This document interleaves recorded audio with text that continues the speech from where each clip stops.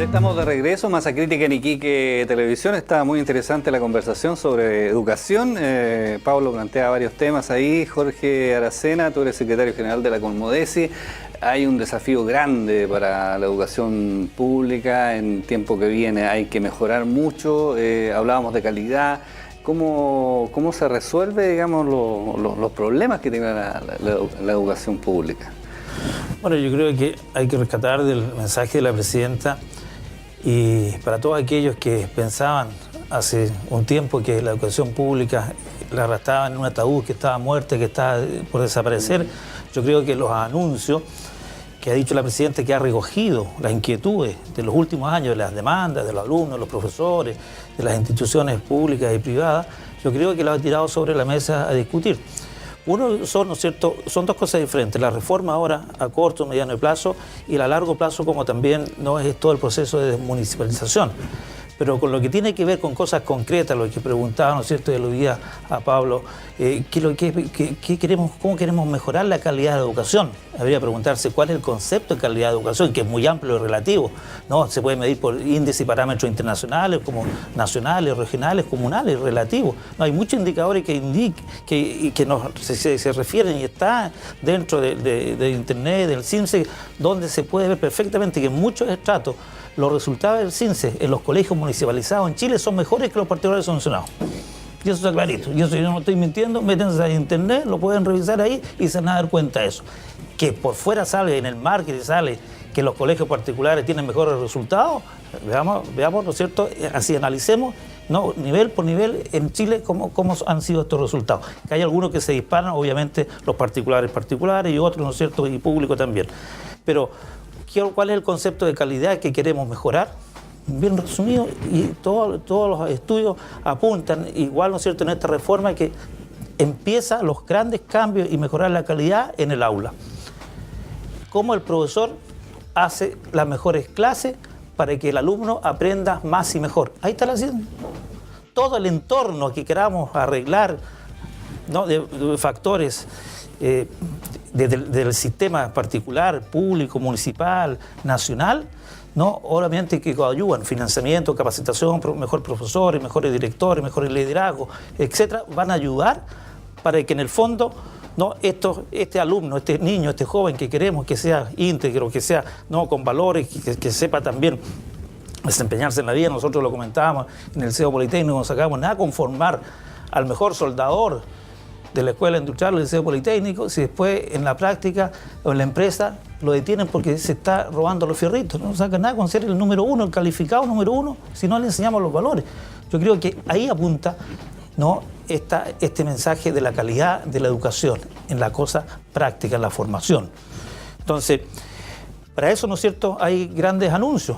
Reforzar toda la educación prebásica, a la cobertura, ampliar, ¿no? Teníamos 10 jardines, van a ser 1000 jardines.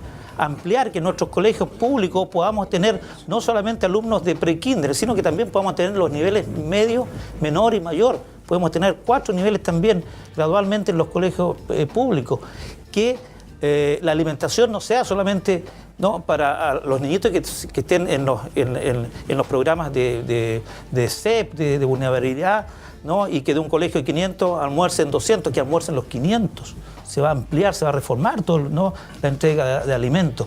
Lo que peleábamos hace muchos años atrás, hace 10 años atrás, cuando Pablo estaba ahí y Gladys Matus estaba de jefa de educación, y más de alguna vez, ¿no?, se peleó y peleábamos por las tarjetas, por qué los niñitos, ¿no es cierto?, tienen que pagar y tienen que tener ciertas horas para andar libre en su movilización, cuando tenemos aquí muchos niños que estudian en Iquique, en Hospicio. Hoy se ha anunciado, ¿no es cierto?, que eso no va a tener las 24 horas, pueden estudiar los niños y utilizarlas.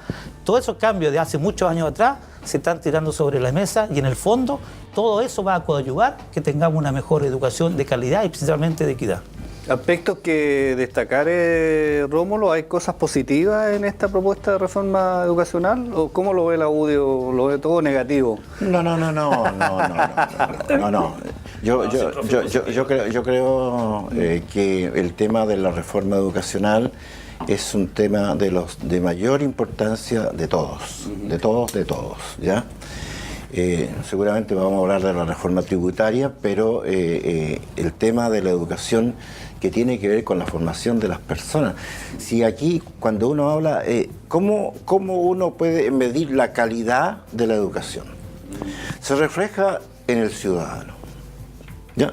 En lo que es el ciudadano desde el punto de vista de los valores y desde el punto de vista de sus competencias para participar, ¿no es cierto?, en los desafíos, ya sean productivos o de otra naturaleza. Por ejemplo, a propósito de eso que tú dices, sí, nosotros tenemos ciudadanos, por ejemplo, muy competentes, muchachos brillantes que terminan una carrera universitaria, ¿cierto?, les va muy bien, pero como ciudadanos no se comprometen, no participan, no aportan mucho al país, digamos. No van a votar. Exactamente. De eso estamos hablando, ¿no? Porque yo siempre, y partí con esto de mi memoria, que la calidad de la educación se refleja allí, en la formación de la persona, ya desde el punto de vista valórico, y también, ¿no es cierto?, desde el punto de vista de las demandas que hay, ¿no es cierto?, de los desafíos que implica el desarrollo, y sobre todo en un país como el nuestro que está tan vinculado internacionalmente con ¿no es cierto?, los tratados y los convenios que se han firmado internacionalmente. Así que ojalá, ¿no es cierto?, que esto que nosotros no consideramos que es el inicio adecuado de lo que realmente debería ser una reforma de educación, ojalá en el tiempo, ¿no? Pablo habla de políticas de Estado. Yo comparto, la educación, ¿no es cierto?, es una política de Estado que no puede estar supeditada a 4 años de gobierno, sino que tiene que ir más allá, ¿no? Porque si fuese así, ya estaríamos, ¿no es cierto?, poniendo en contraposición lo que dijo Pedro Aguirre Cerda: gobernar es educar, contra gobernar es administrar. Entonces yo creo que el tema de la calidad de la educación va mucho más allá esto del TNT, ¿no es cierto?, va mucho más allá de eliminar el copago, del final lucro, porque así como es difícil definir, ¿no es cierto?, como lo han planteado aquí, la calidad de la educación, también, ¿no es cierto?, es bien difícil lo que es final lucro, ¿no?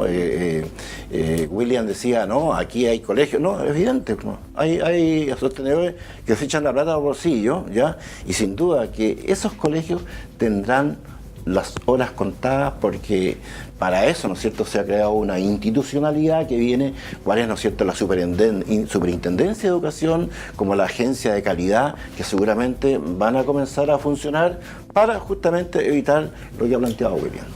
Los niños que no quieren votar son los hijos de la dictadura,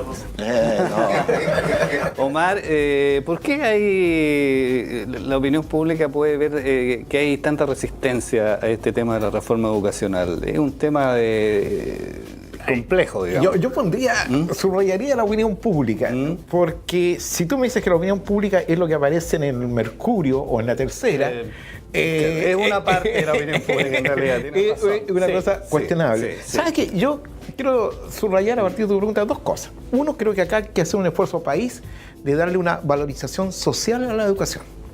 Yo creo que eso se perdió, ¿ya? Cuando yo era mocoso y estudiaba... Estamos hablando de hace varias décadas. Había una valorización del profesor. No, el siglo pasado. Dejémoslo en el siglo pasado, no, Pablo. Había una valorización del profesor, una valorización social.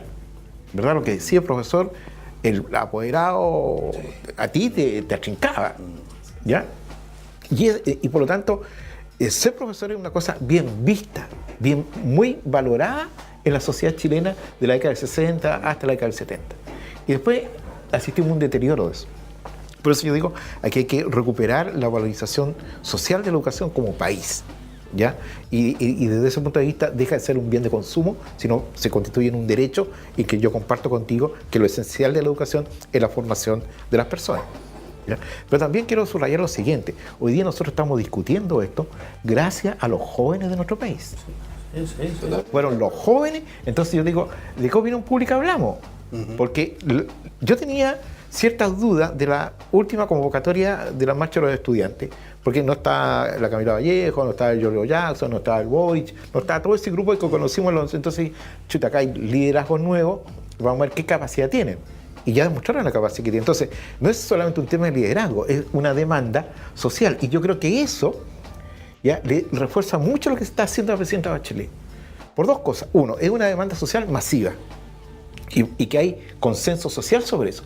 Pero dos, ese consenso social en la última elección parlamentaria se expresó también parlamentariamente, a tal punto que hoy la nueva mayoría es mayoría en las dos cámaras y muchas iniciativas pueden sacarla adelante. Lo que está poniendo hoy día en cuestionamiento, y yo creo que a lo mejor ustedes lo han reflexionado, ¿verdad? El riesgo de que si la UDI no se embarca en estas reformas que está impulsando el gobierno de la nueva mayoría, encabezado por Michelle Bachelet, la UDI va a quedar aislada.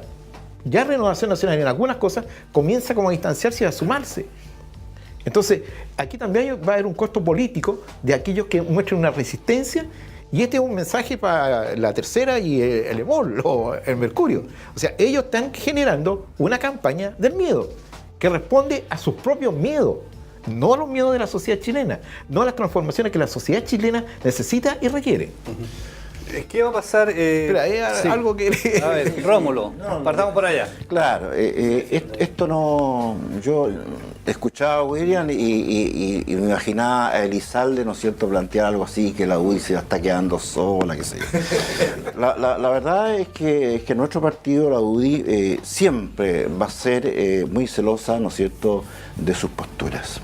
Y eso de quedarse sola, yo tengo una lectura, ¿ya?, que es la siguiente. En la última elección, tanto parlamentaria como presidencial, votó el 40%. De ese 40%, ¿no es cierto?, de ese 100% del 40%, ya nosotros sacamos el 40%. O sea, el 38 y tanto. En esa elección de los 11 o 12 millones votaron 4 millones, 5 millones. Por lo tanto, cuando Elizalde dice de que la UDI se está quedando sola, ¿se está quedando sola de quién? Del acompañamiento de los otros parlamentarios, del gobierno, pero no nos estábamos quedando solos respecto de la ciudadanía, ¿no? Porque si no votaron 6 millones, de esos 6 millones seguramente que hay muchos, ¿no es cierto?, que están de acuerdo con nuestra interpretación. Así que eso de que no estamos... Esa es una buena fórmula de sacarse los balazos. Claro, no. Que nos estamos quedando solos. Yo no, sí, eso no son... A ver, pero yo creo que es una realidad a propósito de lo que decía. A ver, espérate un poquito. No, yo no me estoy atribuyendo. No, el tema de gente que nos vota, los apoya a ustedes, eso es una suposición muy gigante. No, sin duda. Desmesurada. Por eso que yo castigo los porcentajes, pues yo no estoy pero diciendo siempre rateamos en la sociedad, claro, digamos, los porcentajes, todo el mundo, la mayoría va a seguir siendo. Sin duda que sí. Y es indudable, a propósito de ese punto, que la gente, yo creo, y esto ya es una tesis particular, va a volver en gran medida a reencantarse con la política al ver que efectivamente esas demandas, ¿cierto?, ciudadanas, que no eran solo los jóvenes, estaban los papás detrás, estaban la familia, hasta los abuelos que desfilaban. De alguna manera, ¿cierto?, se va a sentir, Pablo, y ese es el tema, que se tomó en cuenta lo que la gente quería, lo que la gente quiere. Y este gobierno ha tenido la virtud, ¿cierto?, de proponer temas que son realmente importantes y que son estructurales de cambio en nuestro país. Habría que partir diciendo justamente esta realidad ciudadana que hoy día fomenta que hay una nueva mayoría, que es mayoría, producto de que se venció un sistema perverso, que es el sistema binominal, del cual formamos parte y del cual en ese escenario fuimos capaces de derrotarlo de manera efectiva. Y eso nos dio hoy día que tenemos mayoría en la Cámara de Diputados y en la Cámara de Senadores. Pero bien lo dice la Presidente, como dice ella, qué duda cabe, que al final de cuentas acá la sociedad del Chile que queremos en el futuro la construimos todo, desde la UDI hasta aquellos sectores de izquierda constructiva. Creo que en ese sentido de la participación país, acá no es pasar la aplanadora o la retroexcavadora, sino que justamente cómo somos capaces de en esta construcción de país ser partícipes efectivos y no obstructivos. Y creo que ahí la UDI tiene un protagonismo fundamental. Acá la idea es sumarse a las buenas ideas, apoyar lo que indudablemente significa este cambio y cómo en este escenario son capaces de representar los intereses que tienen que representar. Yo hoy día en esta reforma yo no veo una intención de querer eliminar al mundo privado del sistema educativo, ya sea a través de la modalidad de particulares subvencionados o particulares pagados, sino que cómo de cierta forma aquel que recibe recursos del Estado los administra de buena manera y los invierte de manera efectiva en educación, sin tener un bolsillo izquierdo, ya sea a través de las inmobiliarias, ya sea a través del pago de arriendo, del pago de asesorías o del pago de sueldos ficticios dentro de un establecimiento, que son las formas que se usaron para ir sacando plata efectiva y fresca de los recursos que entregaba el Estado a través de la subvención de régimen general. Obviamente que después la ley CEP, que es la subvención preferencial, fue marcando ciertos hitos de mayor control y mayor fiscalización, y obviamente los dineros de CEP indudablemente que impactaron en los colegios donde el sostenedor voluntariamente se adscribía a este proceso, y hoy día esta CEP se amplía, porque si bien es cierto, la CEP fue apuntada hacia los alumnos más prioritarios del país que pertenecían al primer y segundo quintil, hoy día lo que se establece es apuntar a la clase media, tratando de buscar cómo satisfacemos necesidades de los alumnos del tercer y cuarto quintil. ¿A través de qué? A través de una nueva o de un complemento de la subvención educacional preferencial de un 50%. Y creo que al final de cuentas eso va a ir compensando las pérdidas de un financiamiento compartido en el caso de los colegios que en realidad tengan vocación de servicio público y quieran trabajar con todos y todas las alumnas que quieran ser partícipes de un proceso educativo integral. Nos queda un minuto en este bloque, Jorge. ¿Cuál es la sensación del profesorado, de la gente con la cual tú trabajas respecto de lo que va a pasar con esta reforma educacional? ¿Están contentos? ¿Tienen esperanza de un mejoramiento sustancial? ¿Cómo lo ves tú? 5 segundos nomás para decirle por qué se dice que la UDI está quedando sola. Porque perdieron la presidencia, perdieron en la Cámara de Diputados, los senadores, los municipios, el CORE. Eso nomás para decirle por qué está quedando sola. Después contesta. Yo creo que la sensación todavía es de incertidumbre, Reinaldo, porque bueno, sobre esta reforma y estos anuncios, lo que es a corto plazo, ¿no es cierto?, se han hecho jornadas de discusión. El Colegio de Profesores pidió a nivel nacional, se hizo una primera jornada hace un par de semanas atrás, la cual también, como hace años, ¿no?, se le pidió la opinión a los profesores, poco tiempo a lo mejor, quizás se necesita más discutir, pero sobre lo que viene, sobre lo que más preocupa es la desmunicipalización, porque eso significa, ¿no es cierto?, que se traspasa la educación de los municipios a otros entes regionales o provinciales que van a ser los sostenedores, y quiénes van a quedar y quiénes se van. Yo creo que esas son las grandes dudas, porque además está en una etapa de que todavía no es ni proyecto, o sea, todavía están en jornada de análisis, de estudio. De hecho, la próxima semana en Valparaíso nos juntamos las corporaciones para analizar este tema a nivel nacional, ¿no? Viene el ministro y mucha gente que va, ¿no?, que se está manejando técnicamente dentro del ministerio para explicar eso. Pero en este momento, ¿no es cierto?, lo que es a corto plazo en los colegios municipalizados, la sensación, ¿no es cierto?, de los anuncios, yo creo que no eran muchas cosas que se esperaban, porque siempre los directores, los profesores, ¿no es cierto?, nos reclaman por qué el niñito si es vulnerable, por qué no puede alimentarse, por qué viene de la ficha social, porque depende de muchas instancias. En este momento, por ejemplo, ese tema que me ha impactado mucho, te lo digo yo porque lo estamos viviendo en este post-terremoto en todos nuestros colegios, ¿no es cierto? Hay mucha diferencia de colegios, 600 están almorzando 200. Con estos anuncios esperamos que a corto plazo, ¿no es cierto?, se termine con esa, y además en nuestra región se necesita que todos nuestros niños estén alimentándose bien. Entonces yo creo que en esas medidas, ¿no?, de lo que yo te dije antes, la educación prebásica, que también es re importante. Está claro que todos los estudios a nivel mundial indican que los aprendizajes niñitos, si lo acertamos, si lo hacemos bien, de calidad y con mucho profesionalismo en los niveles menores, 3, 4 años, tenemos un niñito en la enseñanza media que va a estudiar bien. Pero si no le damos ese énfasis acá y no le damos más cobertura, más aprendizaje en los niveles más básicos, no vamos a tener muchos problemas también para enseñar al chiquito en la enseñanza media. Bueno, vamos a ir a una pausa, ¿cierto? Se nos pasó volando también este segundo bloque. Aquí estamos en nuestro programa Masa Crítica en Iquique Televisión y ya estamos de regreso con ustedes.